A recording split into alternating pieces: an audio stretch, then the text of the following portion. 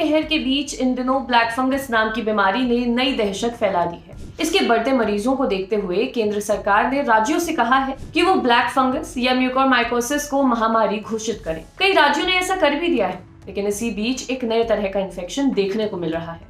इसे white fungus कहा जा रहा है। क्या है ये इन्फेक्शन? इसके कुछ केस बिहार और यूपी में दिखे हैं। आइए बताते हैं क्या है व्हाइट फंगस और इसका इलाज कैसे कराया जा सकता है।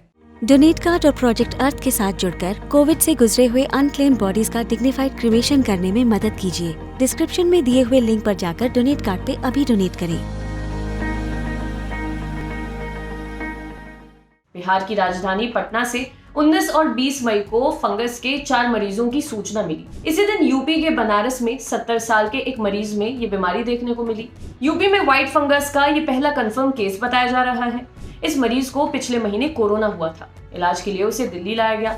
ठीक होने के बाद 23 अप्रैल को वह वापस उत्तर प्रदेश के मऊ जिले के अपने घर चला गया। कुछ दिन बाद ही उसे आंख में परेशानी होने लगी, दिखने में दिक्कत आने लगी, आंख में पानी भी आने लगा। इलाज के लिए वह बनारस के अस्पताल पहुंचा। डॉक्टर क्षितिज आदित्य ने उसका इलाज किया और व्हाइट फंगस की जानकारी दी। डॉक्टर क्षितिज ने इंडिया टुडे को बताया कि मरीज को कोरोना होने के बाद लगातार स्टेरॉइड पर रखा गया था। डिस्चार्ज होने के कुछ दिन बाद से ही उसे कम दिखने और आंख से पानी बहने की शिकायत हो रही थी। जब मेरे पास ये केस आया तो मुझे ये खून से आंख में पहुंचा हुआ इन्फेक्शन लगा।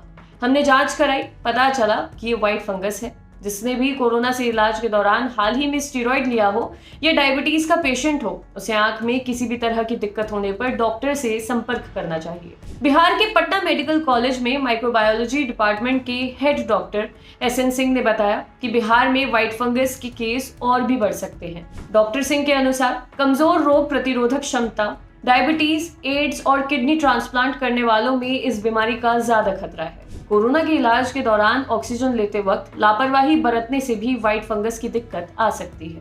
डॉक्टर SN सिंह ने कहा, लोग अक्सर ऑक्सीजन सिलेंडर के साथ जो ह्यूमिडिफायर लगाते हैं उसमें नल का साधारण पानी भर लेते हैं। इस तरह के पानी से ऑक्सीजन देने पर मरीज को व्हाइट फंगस हो सकता है। डॉक्टर SN सिंह ने डाउन टू अर्थ वेबसाइट को बताया कि व्हाइट फंगस का एक मरीज खुद डॉक्टर ही है। कोरोना जैसे लक्षण दिखने के बाद उसने टेस्ट कराया। वह कोरोना नेगेटिव निकला, लेकिन उसे चेस्ट में इन्फेक्शन महसूस हो रहा था। हमने उसके कुछ टेस्ट किए और इसमें हमें व्हाइट फंगस मिला। व्हाइट फंगस शरीर के किसी भी अंग में फैल सकता है। इसमें आंख, फेफड़े, मस्तिष्क, नाखून, स्किन, प्राइवेट पार्ट और किडनी शामिल है। द लंदन टॉप से बात करते हुए रिम्स रांची के माइक्रोबायोलॉजी डिपार्टमेंट के हेड डॉक्टर मनोज कुमार ने बताया कि फंगस अलग अलग रंग का होता है। हर फंगस वातावरण में मौजूद है। जैसे ही शरीर कमजोर होता है, फंगस इन्फेक्शन का खतरा बढ़ जाता है। हम जिसे व्हाइट फंगस कह रहे हैं, असल में वे एस्परजिलस और कैंडिडा है। ये फंगस का एक परिवार है जो शरीर के विभिन्न अंगों पर उग आता है। फेफड़ों, महिलाओं के प्राइवेट पार्ट, आंख आदि में ये ज्यादा पाया जाता है।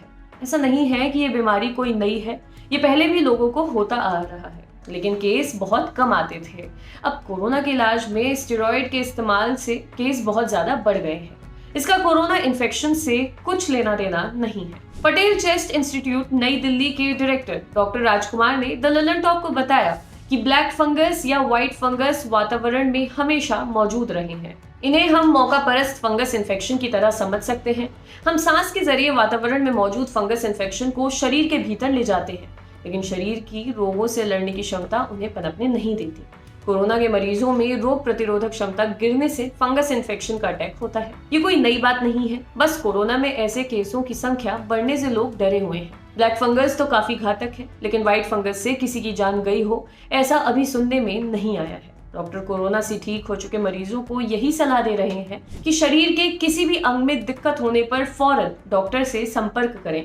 बलगम और म्यूकस का टेस्ट करके व्हाइट फंगस का पता लगाया जा सकता है। व्हाइट फंगस का इलाज डॉक्टर सामान्य एंटी फंगल दवाइयों और इंजेक्शन के जरिए कर रहे हैं। अभी तक बिहार और यूपी में जो केस मिले हैं, उन मरीजों की हालत स्थिर बनी हुई है। किसी की जान जाने की खबर नहीं है।